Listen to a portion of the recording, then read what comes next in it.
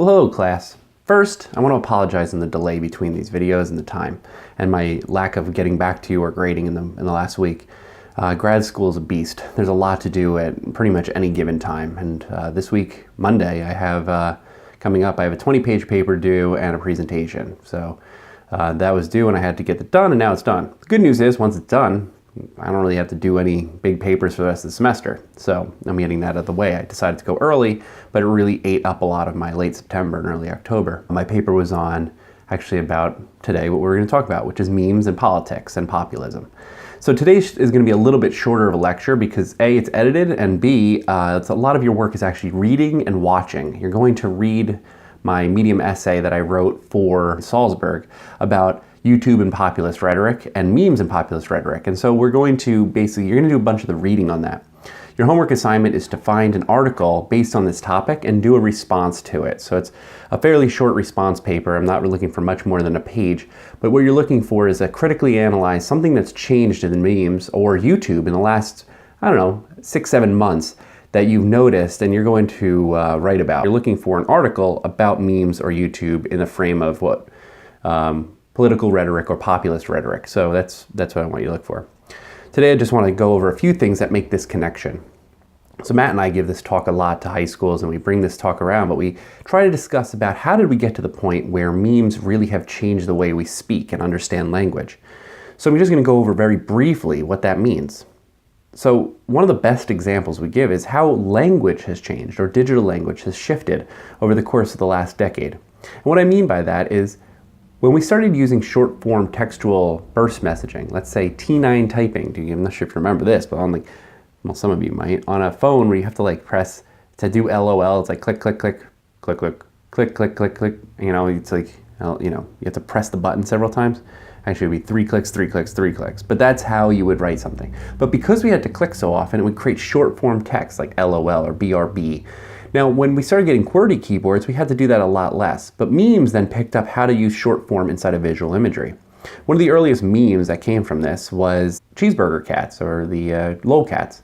And lolcats were kind of picking up that internet vocabulary and speaking it. It was kind of like their internal monologue, and that's how they would speak. So cats spoke in text language.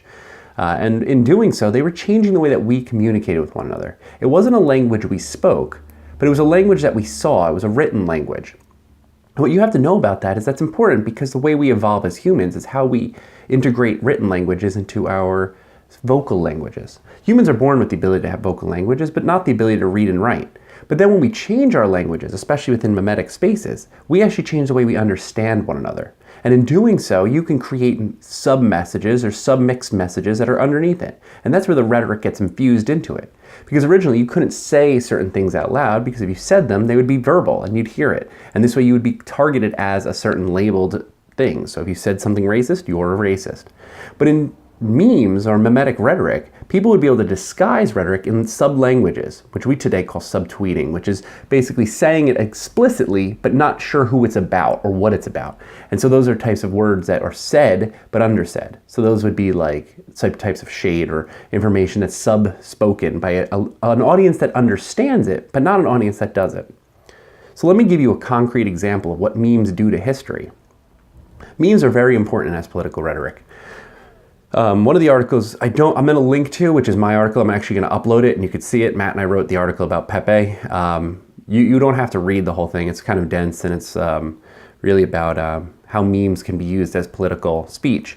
I do recommend if you're interested in being a memeticist or studying memes, then it is important to read this because it is the academic level of reading about memes. And this is an article that's in the Journal of Cultural Politics. But it speaks directly to memes and being used as political weapons. And so that is the only part that I really want you to read, and I'll put the page numbers on it.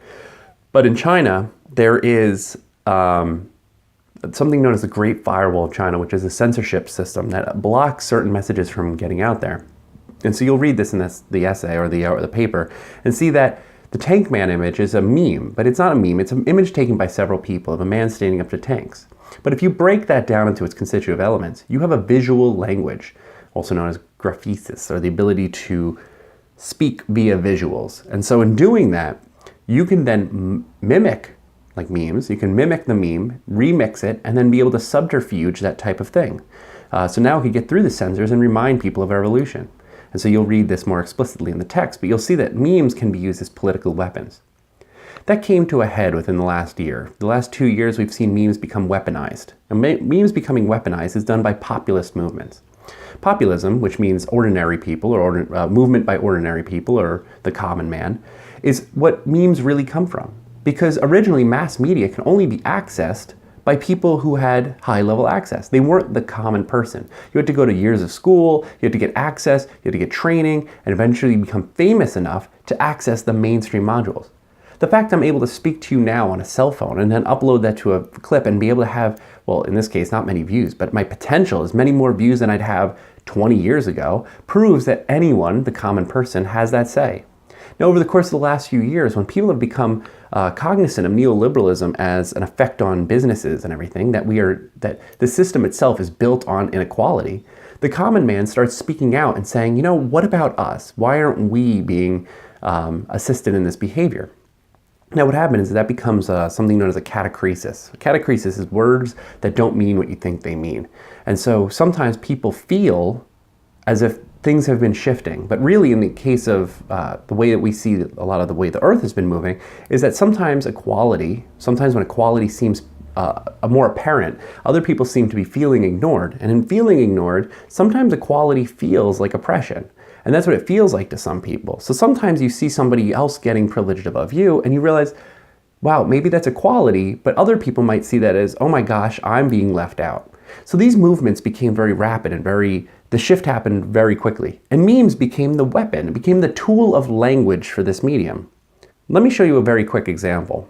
If you were to search the word Doge, I'm not sure if any of you know what a Doge is, but a Doge was basically the accountant of Venice, the money man of Venice for about 800 years, part of the late Byzantine Empire. The Doges had their own currency, they had their own system, and they had lineage system sent down that the Doges ran everything. They were like treasurers. So the Doges in Venice kind of look like these Smurf-like people, and they were in charge of everything. In fact, if you go to Venice in St. Mark's Place, the Doge's castle is right there in that area. If you were to Google the word Doge, I'm guessing you'll know what shows up. So I'm just gonna show you. If you Google Doge, well, that's weird. This dog shows up, the Shiba Inu speaking out of its mind. And what we see is the Doge meme. And the Doge meme has overwritten history. So if you're an art history professor and you type in Doge because you're expecting your Smurf guy to show up, and the paintings that you really love, you'll see this dog. And you'll be like, why is there this strange dog in replacement of all of my Doge thoughts? And that's because Doge, the word D-O-G-E, comes from a 2005 clip on Homestar Runner, the live action version of the cartoon, that changed the way we pronounce that word. What is up, my dog? Oh, I am not your dog. Wandelman, you quack me up. Quack me up. That's why you're my D-O-G-E. Your Doge? What are you talking about? As you saw from that clip, Homestar Runner used that D-O-G-E to make it Doge, and then once he said, you're my Doge, on Reddit, it combined this Shiba Inu, this dog that was looking very weird with his side eye, and then it combined it with the term, look at this Doge, and then they added Comic Sans text, thereby creating the Doge meme. So now we have a Doge meme, but the word Doge, you have to search by typing Venetian Doge, and now you'll see this.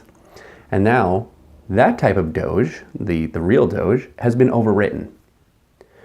What's necessary is for you to understand that we, as people, the common people who use the internet, we are in charge of how we communicate with one another. We are in charge of what artifacts get left for the future. We are in charge of our own history. We don't realize the power that we have over visual language or language in general, but what we do today is what people will find hundreds, if not thousands of years from now. And that's something we should keep in mind. Because while things feel exciting or action-backed or anxious or very violent in the present, we have to remember these things are usually very temporary. And what we do with those temporary moments could have long-lasting effects so many years later. This is what happens with the idea of archaeology, or even media archaeology, which is the uncovering of truths and recorrecting that of history. And sometimes that is not pleasant to everybody. When somebody finds an archaeological find, what that archaeological find does is brings a context back to what the history books would actually written. So textual history gets rewritten through object history. Memes are object history. So, in conclusion, I want you to do a bunch of reading this week and find something to respond to with an article, and you'll have more explanation in the text inside of the canvas. But what's really important is that you become more literate and more understanding of what memes and populist rhetoric do within memetic spaces and YouTube spaces. So the first thing you'll read is my Medium article that I condensed from my talk. Make sure you watch the videos as well. And also read the assignment on what memes mean for rhetoric. I'll give a couple examples for you to get there. The reason why we did that Google search at the beginning of the semester is to remind you that sometimes people will find the artifacts of what you are more than who you are, and they'll add the contextual value to what you are. Remember that. You're in charge of your identity, no one else. So make sure you handle that really well with what you create. And what's important is that you make really good stuff with high quality content, because when people find that, they should look at what you've made and say, wow, that's really awesome. And that's something that you should think about every day. And one of the mottos of our new media program is create something every day, even if it's not good. Because you know what? Later on, that stuff becomes part of who you are as a collective whole. We usually say, do epic shit. That's what I like saying. So on that note, till next time, do epic shit.